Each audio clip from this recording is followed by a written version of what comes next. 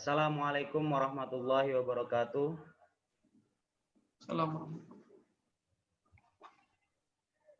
Bismillah, alhamdulillah, wassalatu wassalamu ala rasulillah, sayyidina wa maulana Muhammad ibni Abdillah, wa ala alihi wa ashabihi wa man tabi'a sunnatahu wal jama'atah min yaumina hadha ila yaumil ba'thi wan nahdah. Yang terhormat narasumber kita atau pemateri kita, Gus Romzi Ahmad. Asal beliau dari Cirebon, Gedongan. Betul nggak, Gus? Betul sekali. Oke, tema Zoom pada malam ini yaitu mahasiswa dan dakwah milenial. Ini udah ini semuanya.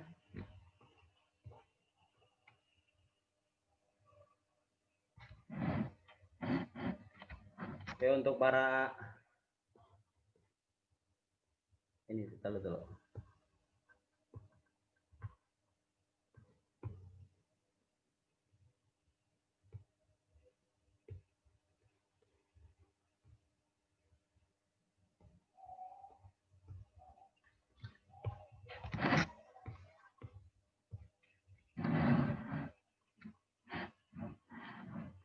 Oke, langsung saja dimulai.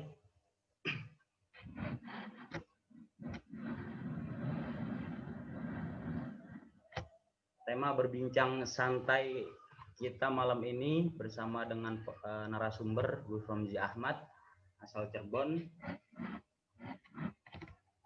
dengan tema mahasiswa dan dakwah milenial.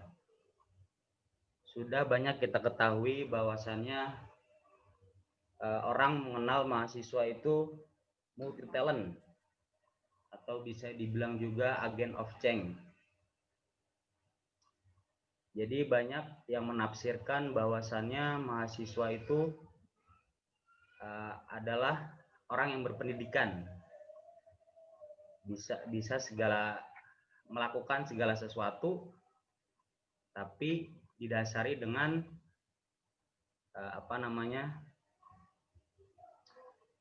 akhlak lah, biar ilmunya itu mengalir. Oke, enaknya gimana Kang?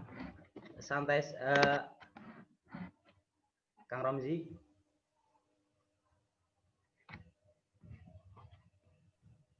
Lanjut. Saya prolog dulu atau langsung ini tanya jawab, langsung mulai materi. Oh, ini tadi kan ada ini dari narasumber kita. Apa tadi Kang? Saya lupa. Yang dua itu loh Kang. Tenang, nggak usah tegang, santai aja. Nggak salah, baru pertama kali nih di Zoom.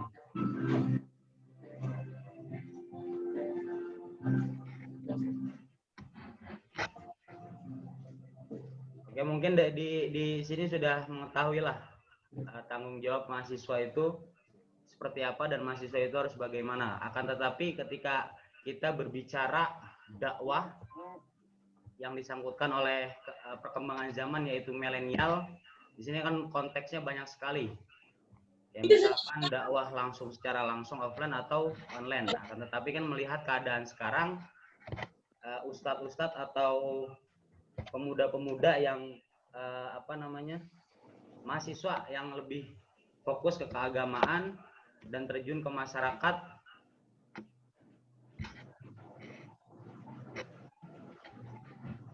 Suaranya.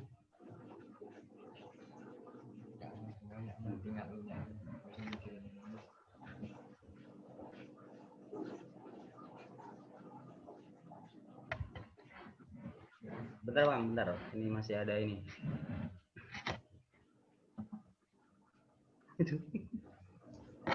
Oke, tadi kan pilihan ada dua Kang. Apa aja tadi Kang? Apa itu? Yang tadi itu dua tuh, konteks dakwah milenial sama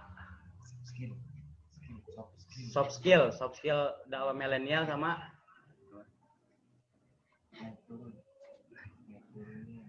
apa? Fenomena maksudnya ya? Fenomena dai milenial sama soft skill milenial atau prakteknya seperti apa. Ya langsung saja, maaf saya rada grogi karena baru pertama kali, apalagi pemateri kita orang hebat ini yang sering dipanggil-panggil kemana-mana ya, diundang kemana-mana. Ya mungkin langsung dipaparkan saja Kang, sesuai tema mahasiswa dan dakwah milenial. Oke, terima kasih Mas atas moderator atas waktunya. Pada pembahasan kita kali ini sebenarnya saya mau menitik berarti pada dua poin ya. Yang pertama adalah tanggung jawab kita sebagai anak muda, let's say mahasiswa, dalam dakwah kepada generasi yang seusia kita. Nah, dakwah ke generasi seusia kita biasanya karena generasi milenial itu sering banget disebut sebagai digital native ya, atau warga negara digital. Maka dakwah untuk milenial kita bisa fokuskan kepada satu poin, yaitu dakwah digital gitu. Jadi kalau buat teman-teman, saya sering banget mengingatkan bahwa milenial itu bukan tentang rentang waktu ya, tapi milenial itu soal generasi gitu. Jadi bukan eranya yang milenial. Era milenial itu maksudnya manusia-manusianya didominasi oleh generasi milenial yang kelahirannya dari kelahiran tahun 1980 atau 1981 sampai ke 1996. Nah,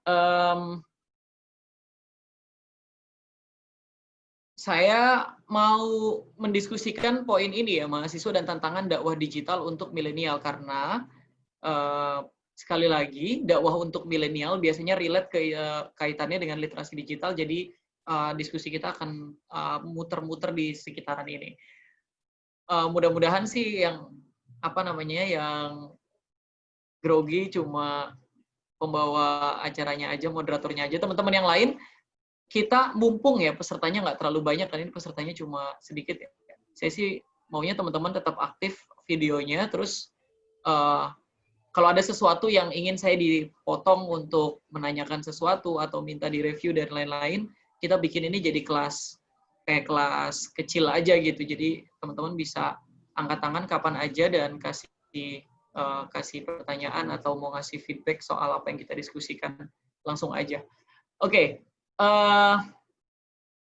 Gitu ya, Mas Guntur, Mas ABD, siapa ABD ya? Abdul Basit Daulay atau siapa gitu.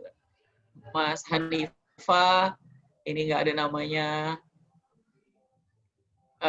dan teman-teman yang lainnya. Oke, saya tidak dalam posisi menggarami air laut lah. Teman-teman di Tebu Ireng tentu saja sudah menyadari hal ini, tapi coba kita baca dulu transformasi bentuk dakwah dari masa ke masa. Dulu Rasulullah dakwah secara privat ya, sembunyi-sembunyi, kemudian bergeser dakwahnya jadi terang-terangan. Setelah dakwah terang-terangan, kemudian Rasulullah dalam strategi dakwahnya memutuskan untuk melakukan hijrah. Karena kalau teman-teman melihat bahwa hijrah ini hanya kaitannya dengan menyelamatkan nyawa, sebenarnya hijrah juga ada kaitannya dengan strategi dakwah Rasulullah SAW, memindahkan kekuasaan dari satu tempat ke tempat yang lain secara sudut pandang dakwah dan sudut pandang perluasan zona kepemimpinan ideologis, tentu saja juga menguntungkan bagi Muslim. Artinya pada saat Rasulullah hijrah itu juga bentuk dakwah. Lalu kemudian di masa Khulafaur Rasyidin ada banyak futuhat ya, terutama di masanya Umar bin Khattab. Futuhat ini perluasan wilayah. Banyak orang yang menyebutnya sebagai agresi militer, meskipun saya nggak setuju sih. Ya kebanyakan sejarawan Islam tidak setuju menggunakan istilah agresi. Karena futuhat itu bukan menjajah, ini bukan bentuk kolonialisme ya. Jadi kalau futuhat itu dulu bahkan pada banyak riwayat, futuhat itu pada saat sampai ke negara yang sedang didatangi ya, menjadi target futuhatnya kaum muslimin, itu tidak dipaksa untuk masuk Islam. Artinya mengapa harus dilakukan futuhat? Jawabannya adalah karena masyarakat yang ada di wilayah itu memang kebiasaannya sedang di dalam kepemimpinan raja yang zalim. Makanya ada futuhat. Kecuali ada beberapa case yang berbeda ya. Contohnya case-nya waktu pembukaan Andalus sampai di Maghrib, sampai di Maroko, Tunisia dan Aljazair kan kemudian nyebrang ke Spanyol ya.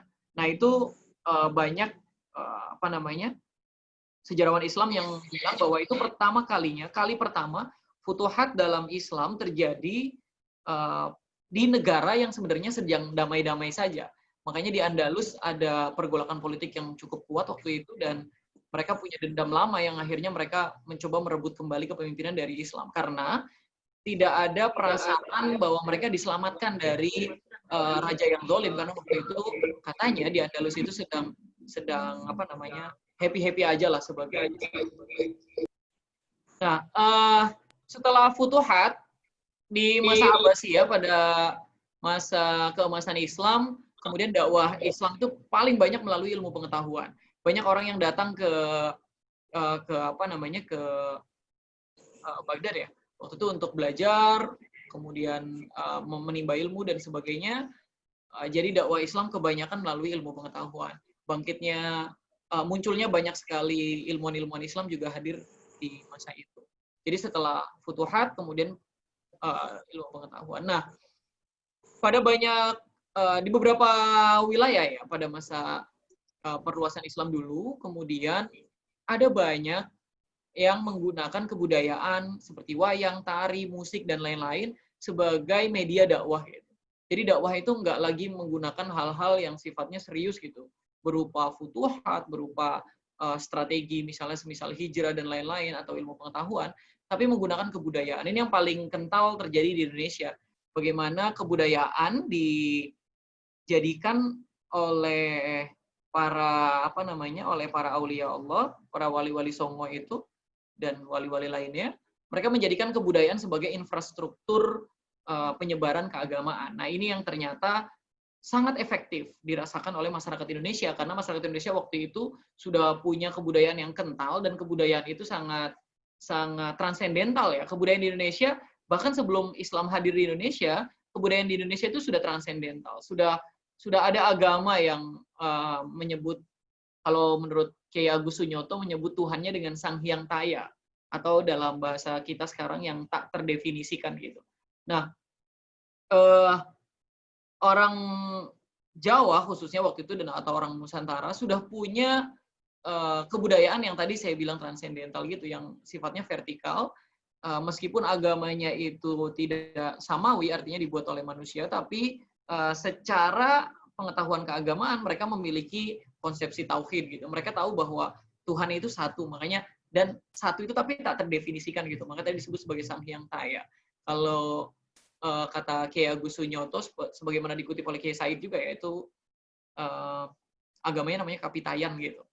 Nah, pada saat Islam mencoba masuk ke Indonesia, Islam masuk menggunakan kebudayaan. Jadi segala jenis kebudayaan yang ada di Indonesia dijadikan infrastruktur oleh Wali Songo untuk bisa infiltrasi nilai-nilai ajaran Islam melalui kebudayaan itu. Dan alhamdulillah sampai saat ini salah satu di antara kesuksesan penyebaran Islam di Indonesia adalah karena tadi agama itu berjalan beriringan dengan dialektika kebudayaan. Jadi dialektika budaya itu selalu melibatkan nilai-nilai keagamaan di sana. Itu yang kemudian membuat Islam di Indonesia itu jauh lebih mengakar daripada Islam di wilayah lain. Saya bahkan merasa lebih yakin ya, misalnya seperti daripada di negara Timur Tengah sendiri, ekspresi keberagamaan kita yang dilakukan secara kolektif itu jauh lebih mengakar daripada ekspresi keberagamaan di masyarakat sana. Saya pernah pergi ke Azerbaijan. Azerbaijan itu di atasnya Iran, di sampingnya Turki, atasnya Rusia. Jadi dia di bawahnya negara di bawahnya Rusia.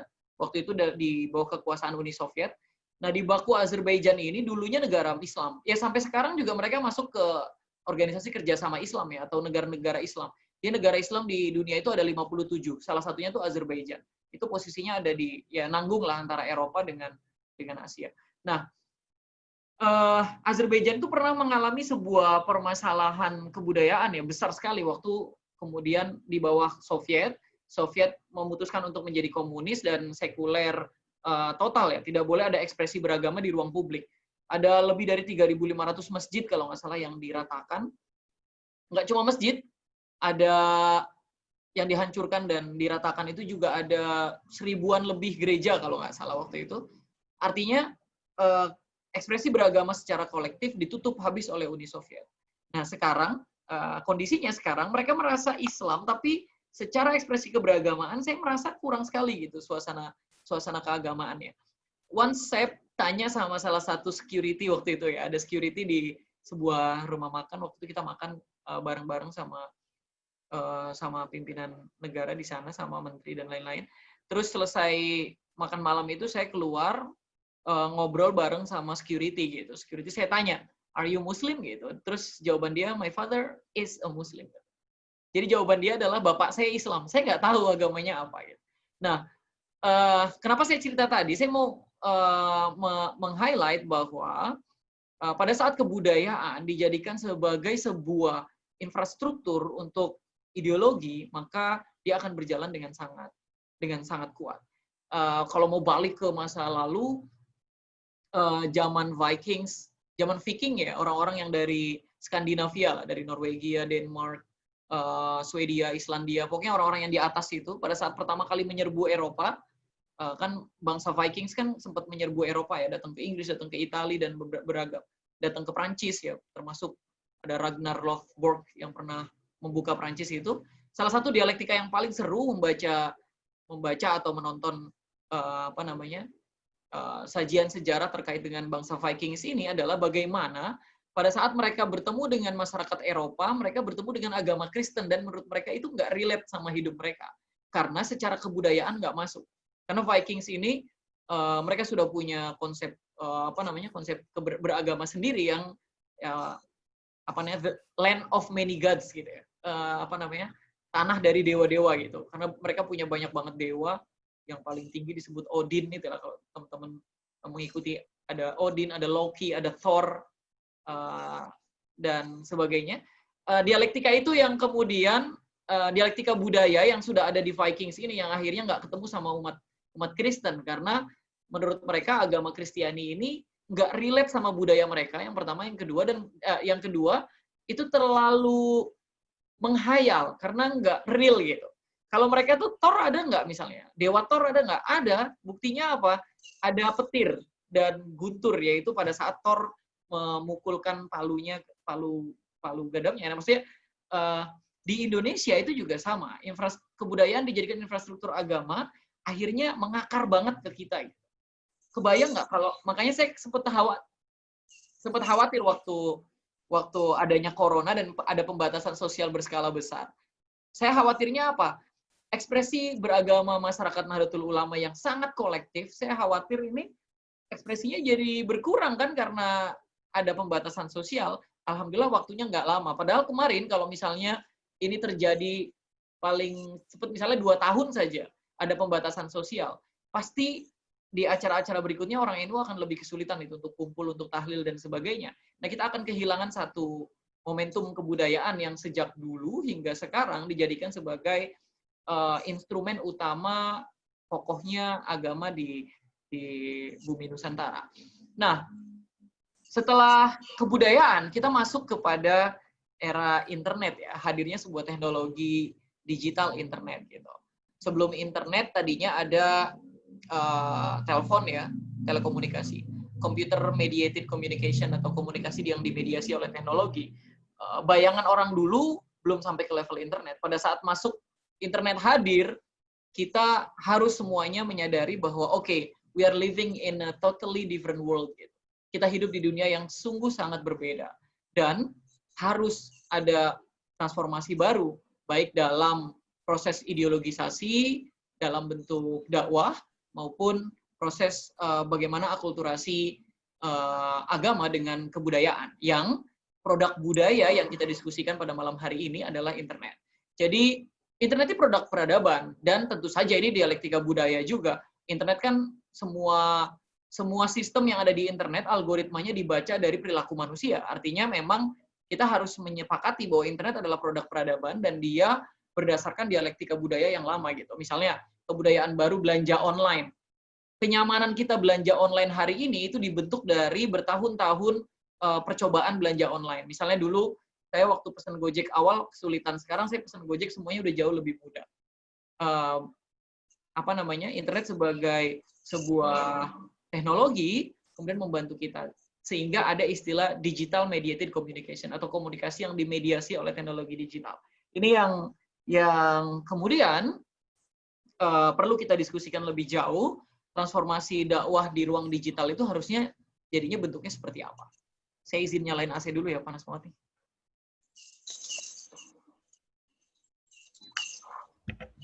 Siap, Kang, siap.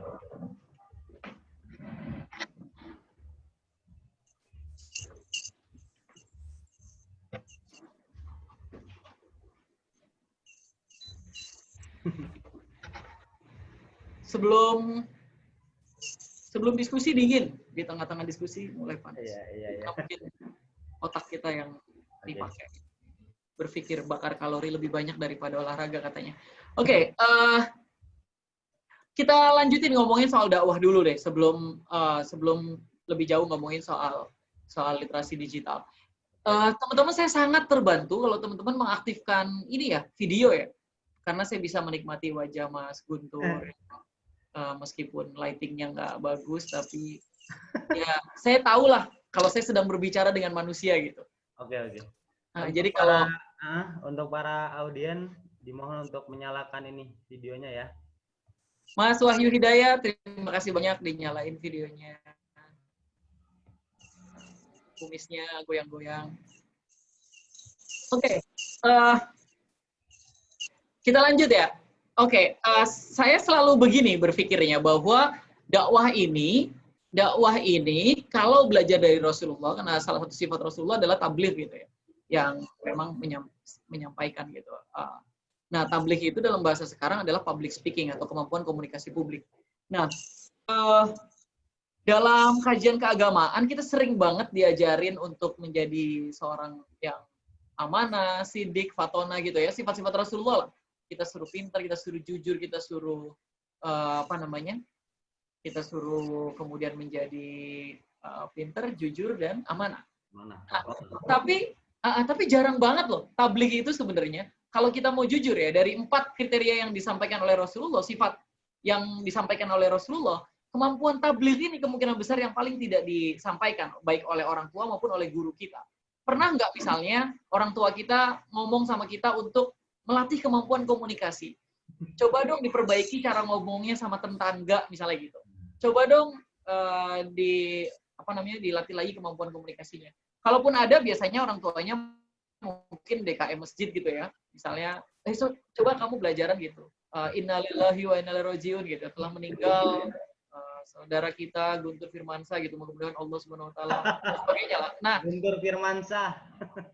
Ya, saya melihat bahwa tabligh ini masih ada di domain yang kayak misalnya gini, kalau ada 4 level salah satu syarat menjadi seorang rasul lah misalnya atau kriteria utama Rasulullah, maka tabligh itu ada di paling akhir. Karena kita juga takut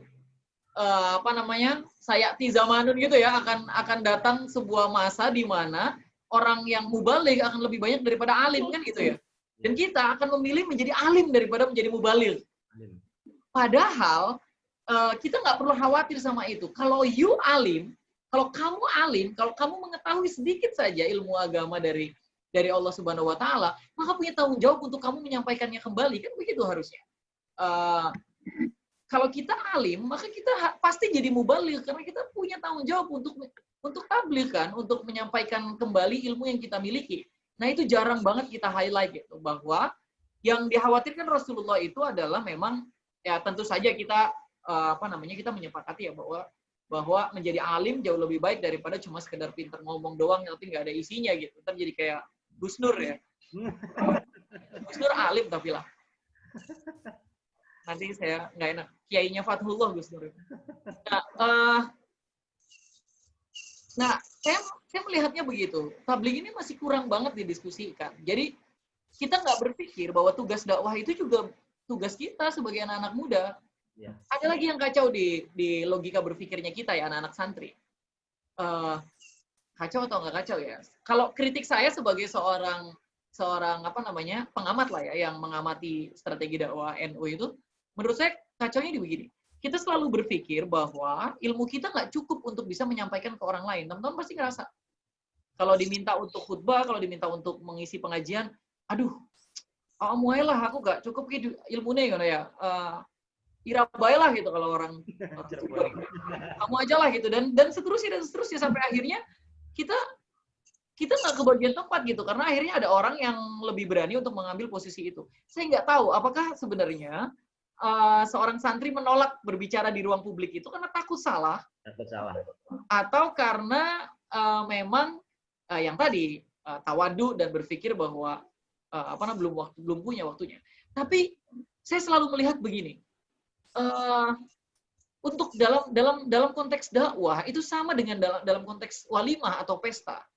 Teman-teman tahu dong hadis yang ini, yang aulim walau bisyatin itu ya, berwalimahlah walaupun dengan seekor kambing. Yang ada adalah batas minimal. Seekor kambing minimal untuk walimah. Kalau punya 1 ekor kambing ya udah nikah walimah aja gitu. Jangan kemudian Mas Guntur udahlah seekor ayam aja gitulah untuk menjaga biar kelihatan humble gitu ya, biar kelihatan rendah hati gitu. Walimahnya pakai ayam doang, nggak pakai kambing. Enggak. Ada batasan minimal, aulim walau bisyatin, berwalimah walaupun dengan seekor kambing. Artinya kalau 5 kambing, 10 kambing, 100 kambing, it's okay. Karena yang ada batasan minimal. Nah, dalam dakwah, balighu anni walau ayah kan ya. Sampaikanlah walaupun 1 ayat. Nah, saya masih berpikir bahwa kalau kita memahami 1 ayat, maka sudah punya tanggung jawab dakwah gitu. Problemnya adalah kita masih berpikir ini bukan tugas kita untuk mendakwahkan sesuatu. Atau kita masih berpikir bahwa dakwah itu domainnya orang yang alim gitu. Sebenarnya kalau menurut saya dakwah itu domain every single person. Yang namanya agama itu kan konservatif ya. There's always something to conserve in religion lah. Conserve itu kan artinya menjaga. Artinya kita harus ada yang dijaga. Dan yang dijaga itu adalah apa yang diperintahkan oleh Allah. Nah, kita semuanya, setiap orang dalam sebagai santri ya, setiap santri lah, setiap manusia di muka bumi ini yang sudah memahami 1 ayat, maka dia wajib menjadi ad-da'i ilallah, orang yang mengajak kepada Allah melalui caranya masing-masing. Misalnya ada yang tahu, ada yang pahamnya cuma sodakoh, maka dia berdakwah soal sodakoh. Misalnya dia cuma hafal ayat yang fikuli sumbulatim yaitu habbah lah gitu ya, dia menjelaskan soal itu ya. Oke, it's okay. Nah, masalahnya gitu, kita kadang diminta untuk dakwah, kita nunggu nanti gitu, sampai ilmu kita cukup ngerasanya. Sementara ilmu tidak pernah cukup. Tapi waktu terus berputar. Ini problemnya kita jadi gagap dakwah di sosial media. Teman-teman ngerasa nggak di sosial media kita terlambat banget? Ari Untung baru hijrah, baru belajar ngafalin wal asri apa kalau nggak salah ya. Atau alam nasyara laka sodrok, kalau nggak salah al-insyirah deh. Dia baru belajar membaca, kemudian divideoin sama dia, dan itu viral, publik tahu, dan publik ikut belajar. Kita mau menyalahkan Ari Untung karena dia baru belajar kok sok ngomongin agama. Enggak gitu. Karena saya rasa sejak awal dia sudah didoktrin oleh gurunya bahwa balighu anni walau ayah, meskipun 1 ayat yang kamu punya, coba kamu sampaikan ke orang lain, mudah-mudahan itu berguna gitu. Nah, kita kadang nggak ada di dong. Saya endorse dakwah digital ke teman-teman semuanya lah gitu. Kiai-kiai semuanya, saya merasa nih ya, secara pengetahuan agama, saya pasti jauh di bawah teman-teman semuanya lah. Apalagi tadinya mondok di Kempek pindah ke Tebu Ireng gitu. Problemnya tadi sidik oke, amanah oke, fatonah oke, tapi tabliknya belum tentu nih. Tabliknya Kalau masih di Kempek ini yang di Tebu Ireng. Waduh, jangan-jangan kebetulan alumni Kempek semua lagi. Sidik oke, secara karakter kuat gitu ya. Fatonah oke, secara ilmu pengetahuan cerdas, critical thinking-nya jalan dan sebagainya. Amanah juga, tapi belum tentu tabligh. Nah, ini yang mau saya